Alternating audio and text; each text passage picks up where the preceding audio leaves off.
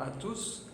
Et nous commençons donc avec ce cours de théologie morale dans lequel on va essayer d'expliquer les 10 commandements. Donc nous avons déjà fait une première partie de cours de morale en essayant de voir les fondements de cette théologie morale. Et donc maintenant nous allons passer à l'étude des différents commandements. Bon, comme vous le savez, la théologie morale fait partie de la théologie, la science de Dieu. Et cette théologie donc comporte plusieurs, disons, spécialités. Il faut dire combien la formation c'est important. On pourrait dire que dans une vie chrétienne, la formation est un des piliers sur lesquels cette vie chrétienne doit s'appuyer. Ces piliers essentiellement sont trois: la prière, les sacrements et puis la formation elle-même. Non? Et cette formation, on pourrait souligner qu'il y a la formation spirituelle, ce qui est le cheminement de l'âme vers Dieu. Il y a la formation dans la dogmatique, dans les vérités de la foi, qu'est-ce que nous croyons. Et ensuite, on pourrait dire à la formation morale, c'est-à-dire comment nous devons chercher à faire le bien et à éviter le mal. Il y a bien sûr d'autres aspects comme la formation biblique ou liturgique ou historique. Et tout cela va permettre à une personne de effectivement avoir une formation solide sur laquelle sa vie chrétienne pourra s'appuyer. Donc pendant ces cours qui vont s'étaler tout au long de cette année, nous allons essayer d'expliquer chaque commandement.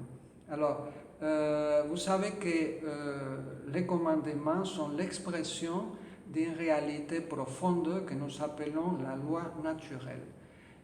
En partant de la base que nous les hommes, nous avons une nature qui a été donnée par Dieu, une nature donc spirituelle. Nous avons ces deux facultés, l'intelligence et la volonté, et en même temps, nous avons un corps avec un certain nombre de capacités, de fonctionnalités, ce qui a mené à définir l'homme comme un animal rationnel.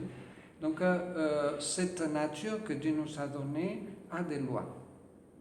Et pourquoi cela? Bon, parce que quand Dieu a créé d'une manière ordonnée et il a donné à chaque chose son but. Et on pourrait dire qu'il y a une loi qui va gouverner le monde matériel.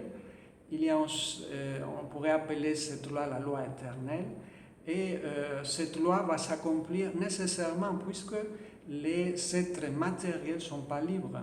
Donc, de par leur fonctionnement, ils vont rendre gloire à Dieu, vont accomplir les desseins pour lesquels Dieu les a créés. Dans le cas des hommes, c'est différent. Pourquoi? Parce que notre nature spirituelle fait que nous avons une intelligence, une volonté, donc une liberté.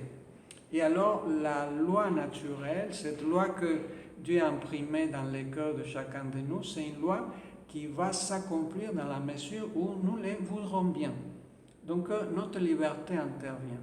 Alors, pour bien comprendre, on pourrait prendre l'exemple de la notice, non? La notice qu'on nous donne quand nous achetons un véhicule, un smartphone, un ordinateur, un appareil quelconque.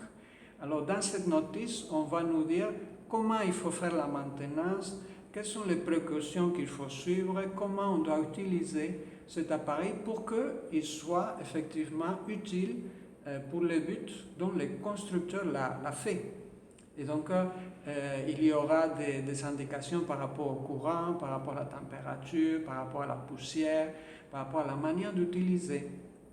Eh bien, je peux avoir un ordinateur, je peux recevoir cette notice, mais je peux dire, mais je fais avec mon ordinateur ce que je veux bien. Et donc, je vais aller m'amuser à la piscine avec. Et donc, je peux aller à la piscine, prendre l'ordinateur, le jeter, jouer à water polo avec.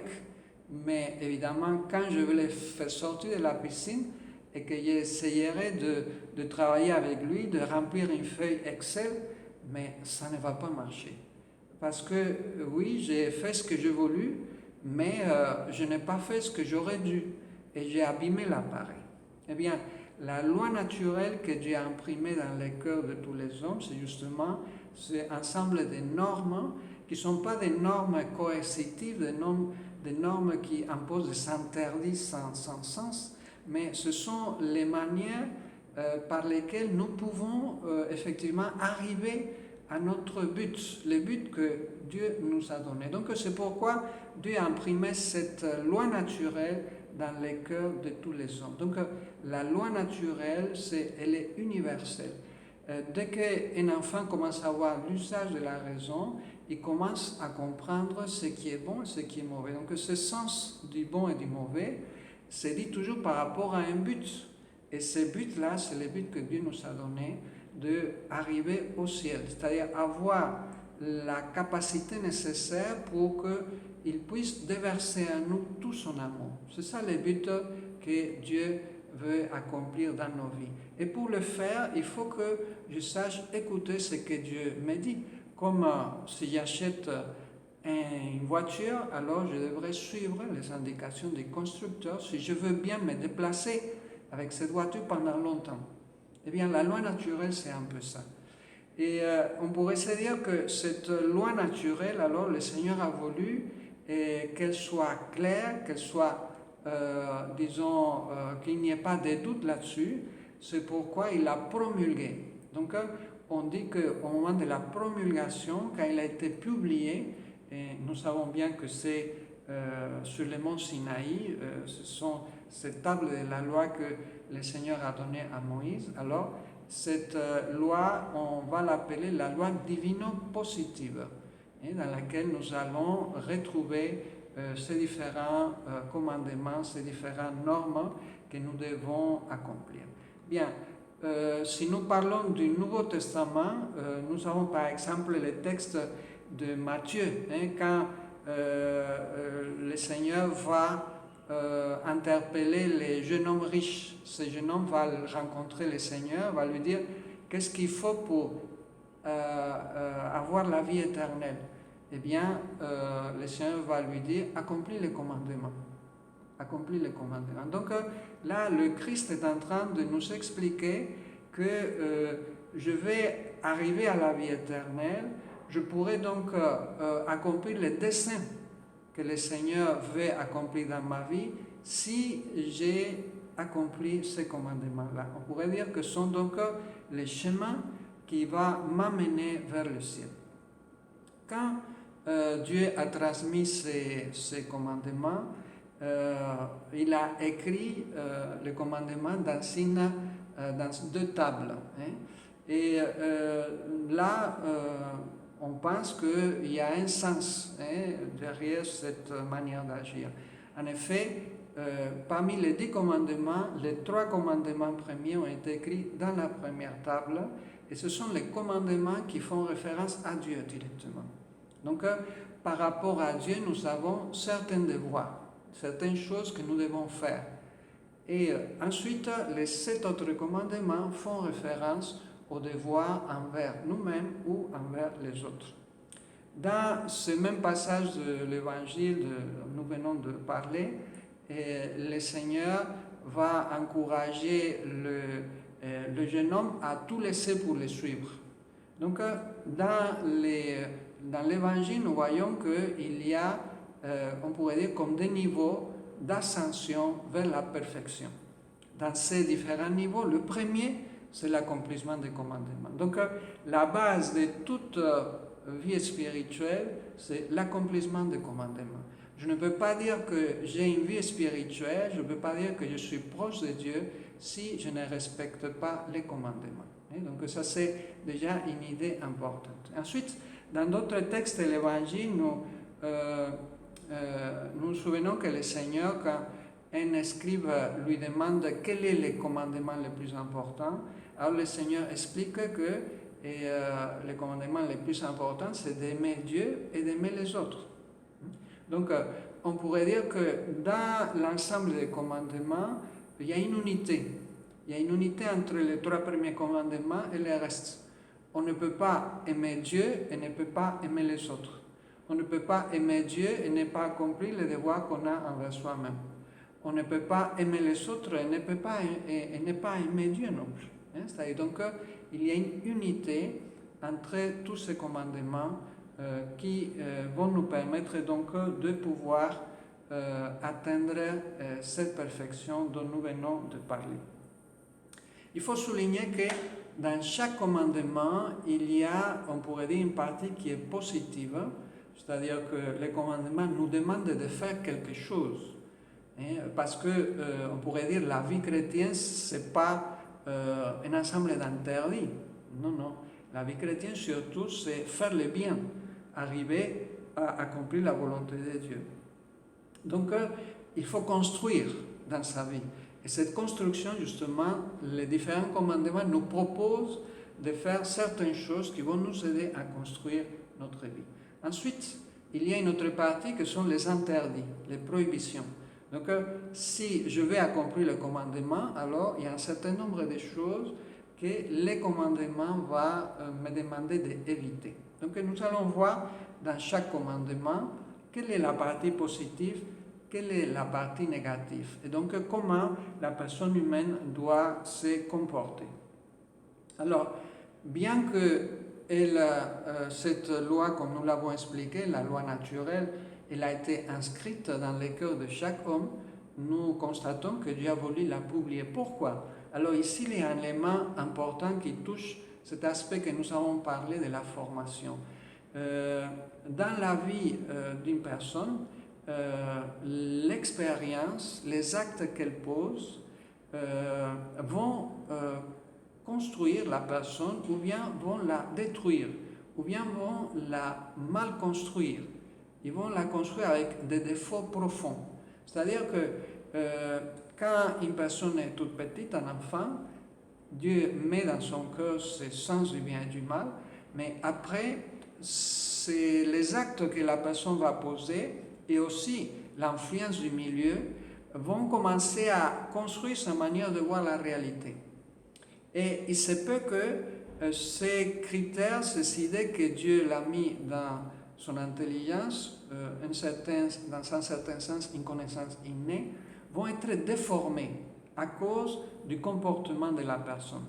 Et on dit souvent que quand une personne n'agit pas comme elle le pense, comme sa conscience lui dit, elle ne peut pas rester dans cette situation de tiraillement. Donc, ou bien la personne change d'attitude, ne fait plus ce que sa conscience lui le reproche, ou bien la personne va changer la conscience.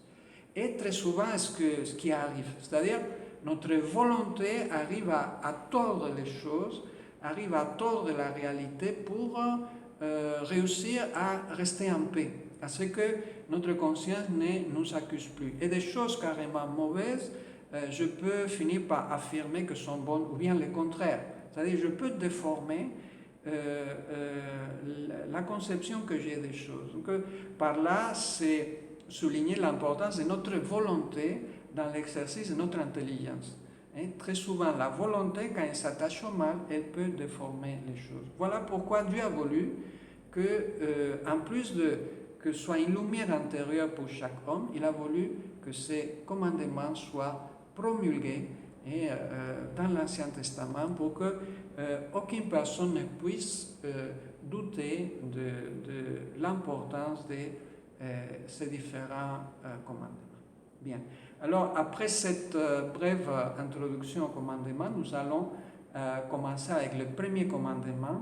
Alors, le premier commandement, par exemple, nous le trouvons dans le livre du Deutéronome, au chapitre 6, le verset 5. Et puis, nous le trouvons aussi dans le Nouveau Testament, par exemple, en Matthieu 22, 37.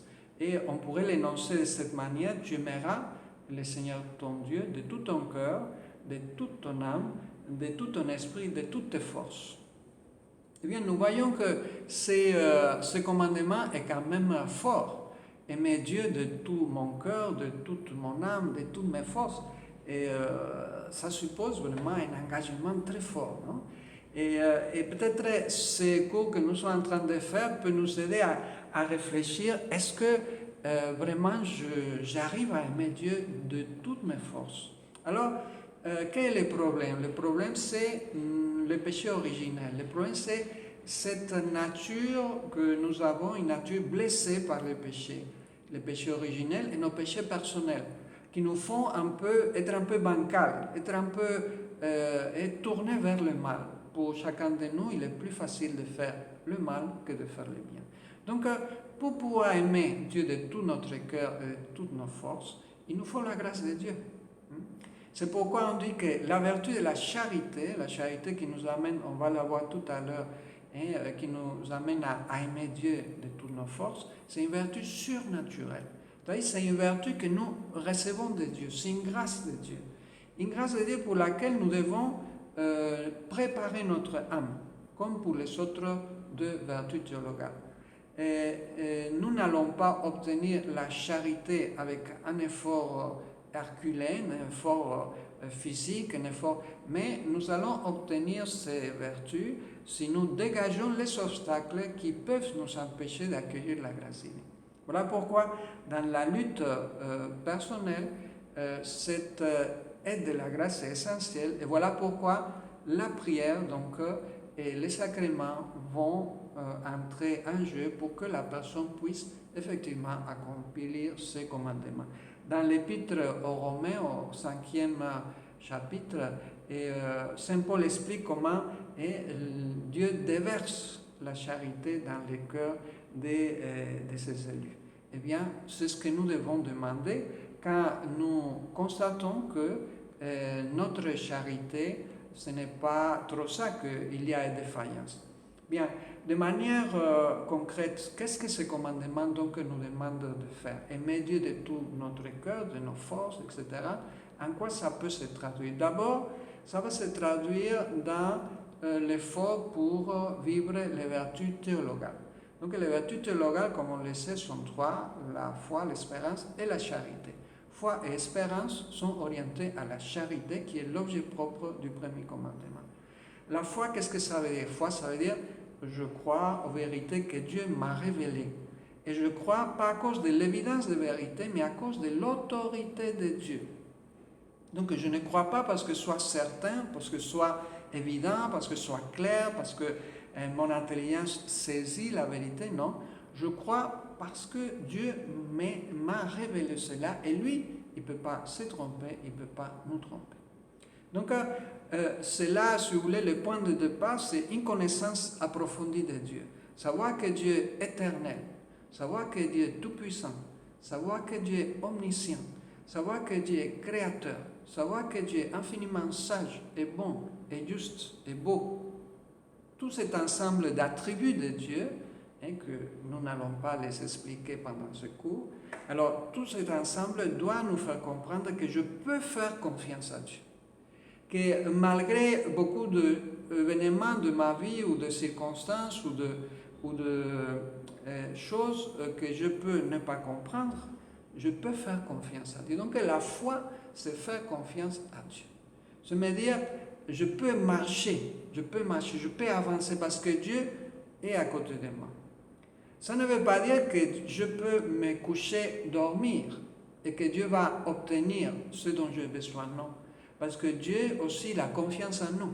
Il nous a donné une intelligence, une volonté, un corps, une capacité de travail, une capacité de résoudre le problème, une capacité de réfléchir. Et il veut qu'on exerce cela. Donc Dieu, on pourrait dire entre guillemets, n'aime pas les paresseux. Il faut que nous, on aille vers lui. Il faut que nous, on résout le problème. Il faut que nous, on avance, qu'on exerce toutes ces capacités que nous avons et que Dieu nous les a données pour faire le bien. Donc la foi signifie qu'avec Dieu, je pourrai avancer. Et je pourrai finalement atteindre ce but que Dieu m'a marqué, si je sais accueillir les grâces que Dieu me donne. En tout cas, je peux faire confiance. Dieu est fidèle. On pourrait résumer de cette manière-là la foi comme expression du premier commandement. La deuxième vertu, c'est la vertu de l'espérance. La vertu de l'espérance qui nous pousse à encore avoir une grande confiance. Maintenant, cette confiance est adressée surtout au fait que le Seigneur nous donnera les moyens du salut. Le Seigneur nous aidera à arriver au ciel. Le Seigneur ne nous abandonnera pas devant le mal. Et donc cette espérance va nous faire face à la vie avec joie, avec paix, avec sérénité, parce que nous savons que le Seigneur ne nous abandonne pas. Et finalement, la charité elle-même, aimer Dieu, qu'est-ce que cela peut signifier? Parce que Dieu, je ne le vois pas dans un carrefour. Je ne peux pas vraiment rendre un service à Dieu, proprement dire. Dieu n'a pas besoin de moi. Dieu n'a pas besoin de personne. Dieu a toutes les perfections, a tout ce qu'il faut. Il est immuable. Alors, qu'est-ce que ça veut dire aimer Dieu? Bon, mais c'est un peu ce qui arrive entre l'amour qui peut exister entre deux personnes. Entre deux personnes, quel amour peut exister? Bon, mais un amour qui fait que peu à peu, deux cœurs deviennent un seul cœur. Et donc, deux volontés deviennent une seule volonté. Donc, l'amour envers Dieu signifie, de manière résumée, à faire que notre volonté, peu à peu, puisse suivre la volonté de Dieu. Aimer Dieu signifie donc faire ce qu'il nous demande. Et nous voyons que dans les cadres, ce que nous sommes en train de voir, on pourrait dire que le premier niveau de l'accomplissement de la volonté de Dieu signifie l'accomplissement des commandements. Donc, nous allons aimer Dieu si effectivement, je cherche à connaître et accomplir la volonté de Dieu. Donc, il y a une volonté de Dieu claire dans les 10 commandements, et puis moi, je devrais m'efforcer à connaître cette volonté de Dieu dans les événements de ma vie, et cela, je peux le faire essentiellement avec deux moyens. Le premier moyen, c'est la prière, dans laquelle le Seigneur, disons, peut se communiquer à moi, peut me faire voir comment je dois avancer. Si je médite les évangiles, alors je pourrais essayer de transformer ces paroles de Dieu en actes concrets dans ma vie. Et le deuxième moyen sera la direction spirituelle. Quelqu'un qui va m'aider à discerner, à avancer, à donner des pas dans mes circonstances personnelles. Donc ces deux moyens pourront m'aider à bien faire cette volonté, m'identifier donc à la volonté de Dieu. Bien, et on pourrait inclure dans cette partie positive du premier commandement ce qu'on appelle la vertu de la religion, en plus de la foi, l'espérance et la charité. Alors la vertu de la religion, c'est la vertu qui nous dispose à donner à Dieu le culte qui lui est dû. Donc, en tant que créature, nous avons une relation avec Dieu particulière. Et donc, cette relation doit être claire pour nous, la vérité des choses.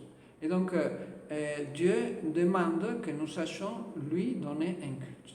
Alors, on pourrait dire donc que la religion, c'est une vertu qui fait partie de la justice. C'est la justice que je dois avoir envers Dieu. Donc, de même que j'ai la justice envers mes enfants, avec mon épouse, envers l'État, envers mes malades, envers mes clients. C'est-à-dire la vertu de la justice donc, concerne beaucoup d'aspects différents, et aussi Dieu. Donc, je dois lui donner un culte. Ça correspond à la justice. La justice, c'est donner à chacun ce qui lui est dû. Et à Dieu, je lui dois un culte. Alors, quels sont les actes de la vertu de la religion? Évidemment, alors le premier, c'est l'adoration. Donc, l'adoration, c'est l'acte par lequel je témoigne devant Dieu une révérence, une soumission, une reconnaissance du fait que lui, il est le créateur et moi, je suis sa créature. Le fait que Dieu est infini et moi, je suis limité. Le fait que Dieu est bon et moi, je ne suis pas bon. C'est-à-dire, je me mets devant le Seigneur en sachant que je lui dois tout et que je dois donc le respecter et je dois l'adorer. Donc l'adoration, c'est cette soumission profonde du cœur, donc très liée à la vertu de l'humilité en fait. Non? Donc Et l'humilité va m'aider à connaître la vérité sur moi, sur Dieu, sur tout ce que je fais dans ma vie. Non?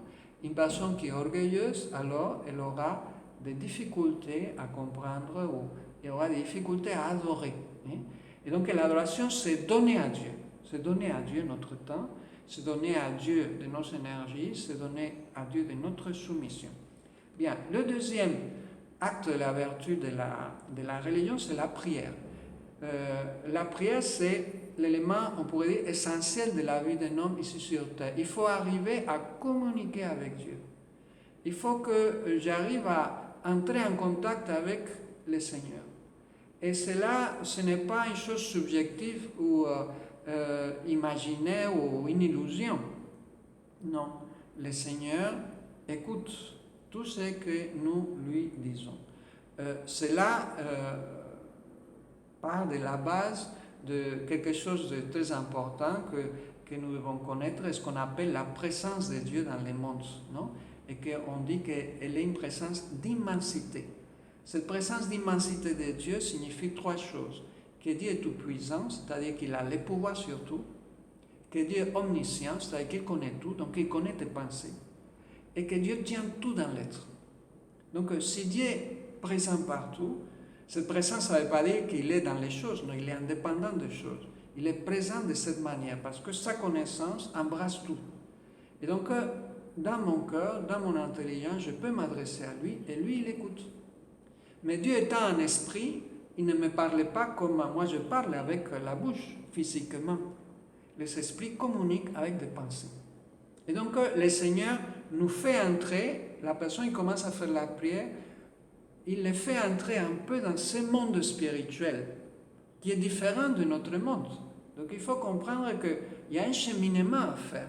La personne qui ne fait pas cet effort, elle reste ancrée dans ce monde matériel. Donc elle aura très peu de capacité pour jouir du ciel. En fait, voilà pourquoi la prière est essentielle. Dans la prière, nous ouvrons notre cœur à Dieu et Dieu peu à peu nous transforme. Tout en étant ce que nous sommes sur terre. Il ne s'agit pas d'être un peu comme de spirituel, entre guillemets, et puis ne pas gagner l'argent suffisant pour que ma famille puisse manger. Non, non. Il faut que je transforme les choses que je fais parce que je regarde vers le ciel. Et donc, je sanctifie les réalités de ma vie de tous les jours. Je mets Dieu dedans. Et alors, ces choses-là vont m'aider. Un peu comme quelqu'un qui met des briques. Et en mettant des briques, peu à peu, il est plus proche du ciel. Eh bien, nous devons être plus proches du ciel en faisant bien ce que nous devons faire.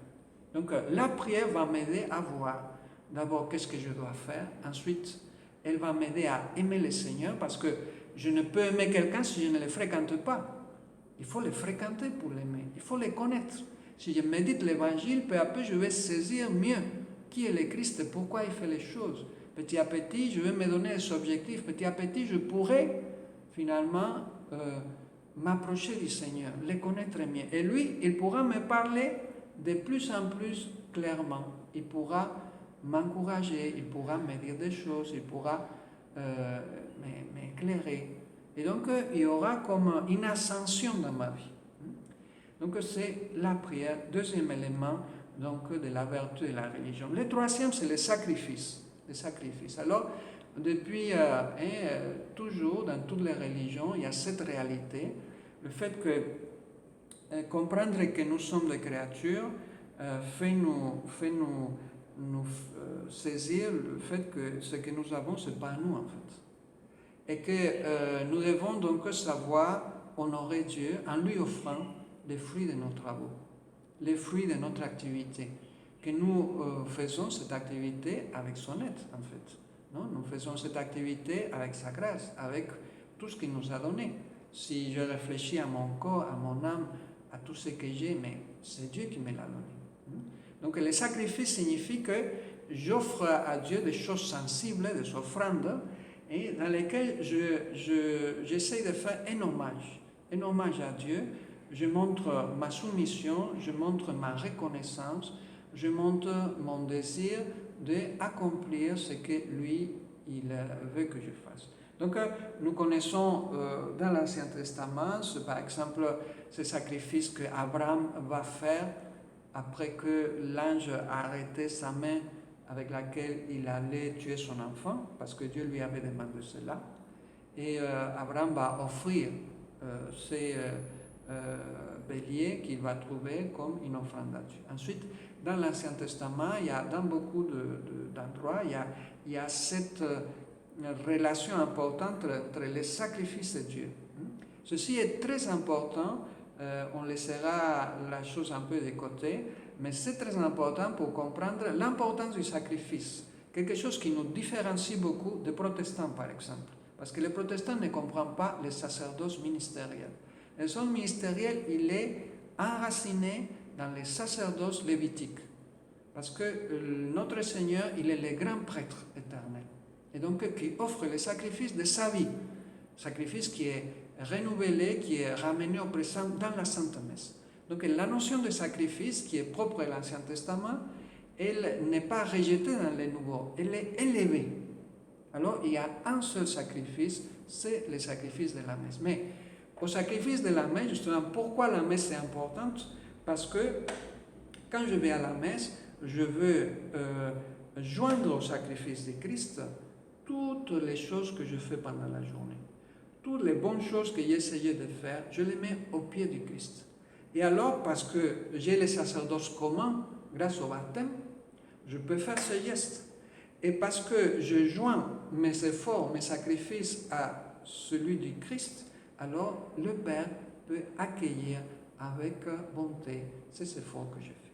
Donc, les sacrifices que nous faisons, alors, ont une grande importance pour montrer à Dieu que nous l'aimons, pour l'adorer. Donc, le sacrifice essentiel, c'est la messe auquel nous devons nous unir. C'est les prêtres qui célèbrent, mais nous nous unissons. Mais aussi, nous pouvons offrir comme sacrifice beaucoup de choses. La pénitence, les mortifications, notre travail, notre effort d'aimer les autres, nos dons généreux, etc. Donc, tout cela va constituer donc, un élément important, une manière de vivre concrète, de vivre donc, la vertu de la religion. Et puis, il y a aussi le fait que, comme faisant partie de la vertu de la religion, les promesses et les vœux. Nous allons mieux expliquer ça en parlant du deuxième commandement, mais aussi le fait de faire des promesses à Dieu, par exemple, au moment du baptême, au moment de la confirmation, au moment de l'ordination sacerdotale, les personnes promettent à Dieu certaines choses.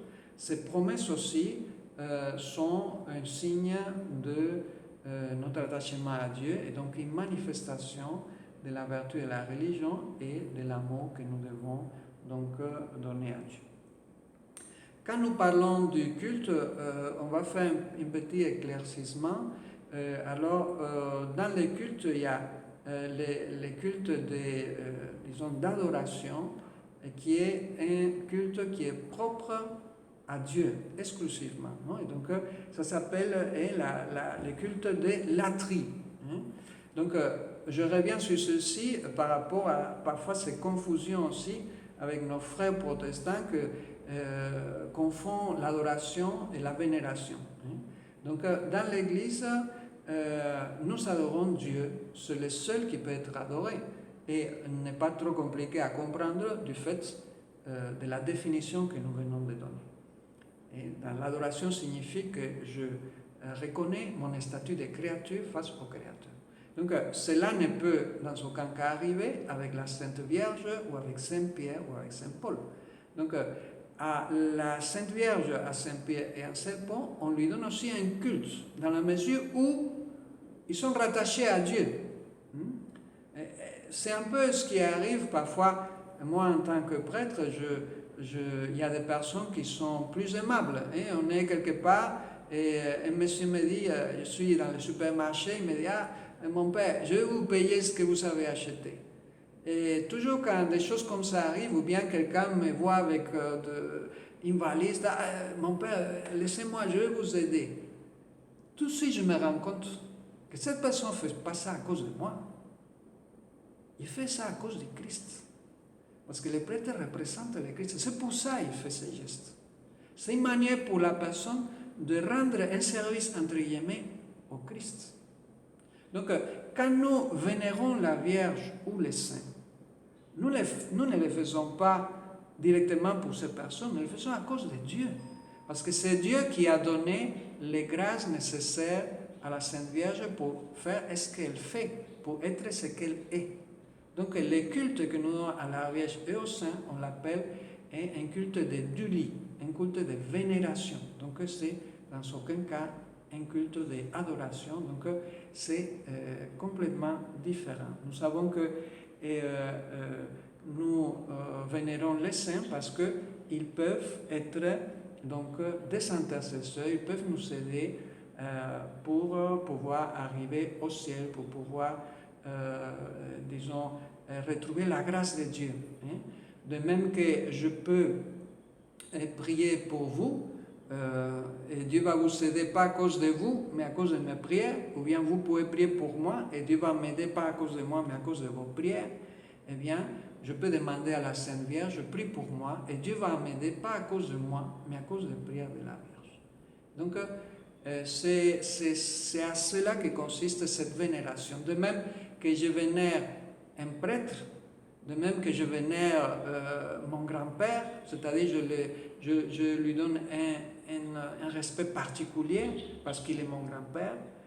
Au prêtre, je lui donne un respect particulier parce qu'il représente le Christ. Et à la Sainte Vierge, je lui donne une vénération particulière parce qu'elle est la mère de Jésus. Elle est la reine des cieux. Elle est la créature la plus aimée de Dieu. Et donc, mérite une vénération particulière. Bien, dans le cadre de la vertu et de la religion aussi, on pourrait parler, et avec ça, je pense qu'on va finir, de tout ce qui est le culte. Et donc, l'importance avec laquelle nous devons vivre les cultes envers Dieu. Cela doit se traduire dans des gestes bien concrets. Par exemple, le fait que nous devons donner à Dieu le meilleur moment. Nous devons donner à Dieu les meilleures choses. Nous devons donner à Dieu tout ce que nous pouvons. Donc, difficilement on pourrait se comprendre, par exemple, d'offrir à Dieu la messe avec une patène ébréchée, cassée, ou avec des ornements déchirés ou sales. Difficilement on pourrait comprendre l'esprit d'adoration de chrétiens si leur paroisse est sale et personne ne se met à la nettoyer. Parce que si j'adore le Seigneur, je dois tenir compte de ces éléments-là. L'adoration suppose que quand je assiste à la messe, par exemple, je m'habille correctement. Parce que ce n'est pas que je vais voir le président de la République, je vais aller voir Dieu. Je vais être, peut-être si je communie, c'est Dieu que je vais recevoir. Donc la manière de m'habiller, c'est très importante. De même que ma ponctualité. Si il y a la messe et j'arrive 15 minutes en retard, mais je manque de respect à Dieu. C'est-à-dire, est-ce que je ferais ça avec le préfet d'Abidjan ou avec le cardinal? Est-ce que j'arriverai en retard? Donc, les éléments de notre vie qui comportent un respect, nous devons les appliquer au culte à Dieu. Non? C'est pourquoi, par exemple, anciennement, on communiait à genoux dans la bouche pour montrer cette adoration. Maintenant, l'Église a permis de communier dans la main. Maintenant, si je communie dans la main et debout, intérieurement, je dois adopter cette attitude que physiquement, c'est se mettre à genoux. Se mettre à genoux signifie que je reconnais ma petitesse devant la personne qui est devant moi. Eh bien, si je reçois le Seigneur debout, alors que mon cœur soit à genoux.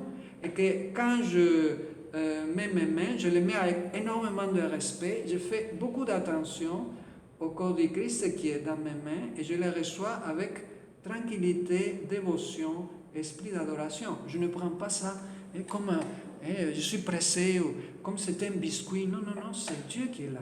Donc, il y a beaucoup de détails dans les cultes qui doivent répondre à cette adoration. L'importance on pourrait dire, respecter le Seigneur. Dans toutes les manifestations de l'adoration et des cultes ou l'installation d'images pieuses, etc. Non? Et si dans ma maison j'ai une image ou quelque chose, va être quelque chose de digne, c'est-à-dire quelque chose qui correspond vraiment à cette attitude profonde d'adoration. Et nous allons finir avec une question que souvent apparaît, l'interdiction dans la Bible de faire des images. Donc en Deutéronome 4, Dieu donc va demander au peuple juif de ne pas se pervertir en faisant des images sculptées, en représentant quoi que ce soit. Alors il faut comprendre les cadres dans lesquels Dieu fait cela. Quel est le cadre? Le cadre, c'est que Dieu est en train d'amener l'humanité à une spiritualisation. Ils sont déjà, on pourrait dire, très rudes, pour ne pas dire bornés, et que peu à peu sont en train de comprendre les choses. L'épisode du veau en or, ça peut nous aider à comprendre combien ils étaient, on pourrait dire, avec une intelligence trop courte, vraiment bornée.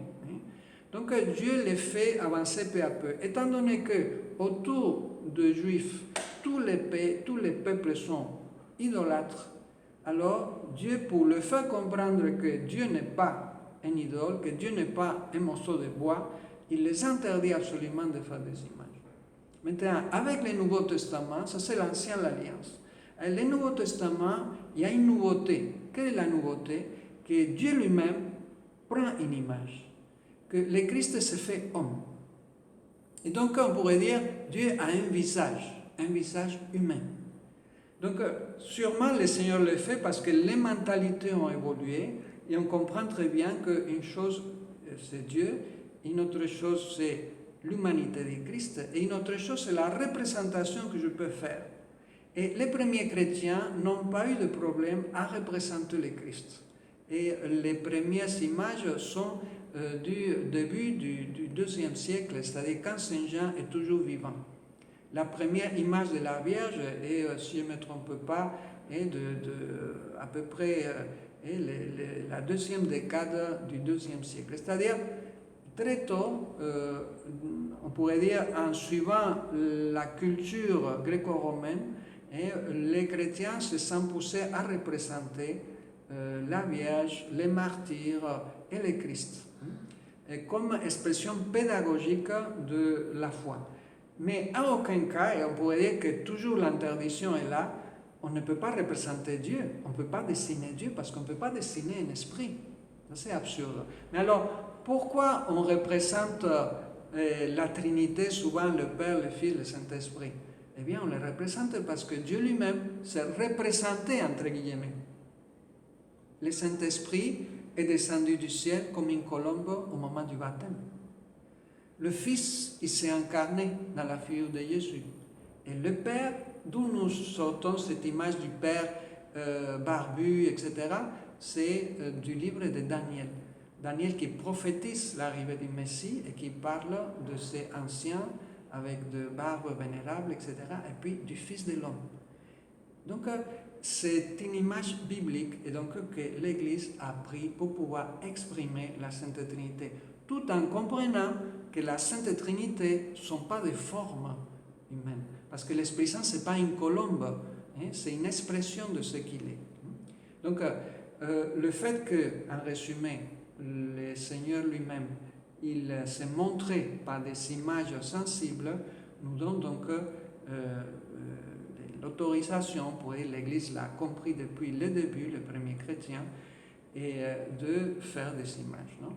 Là, il faudrait expliquer, mais ce n'est pas le cadre, le pouvoir du magistère de l'Église, l'essence de la tradition apostolique comme source de la révélation.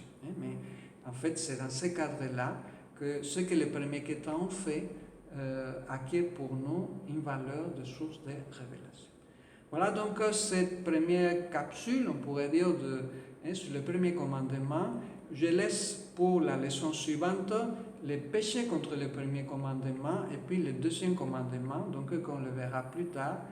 Donc je vous souhaite jusqu'à la prochaine vidéo, voilà, que vous puissiez petit à petit assimiler ce contenu. Comme je vous ai dit, il y a un matériel de travail que je vais vous envoyer. Alors, bon courage et jusqu'à la prochaine séance. Au revoir.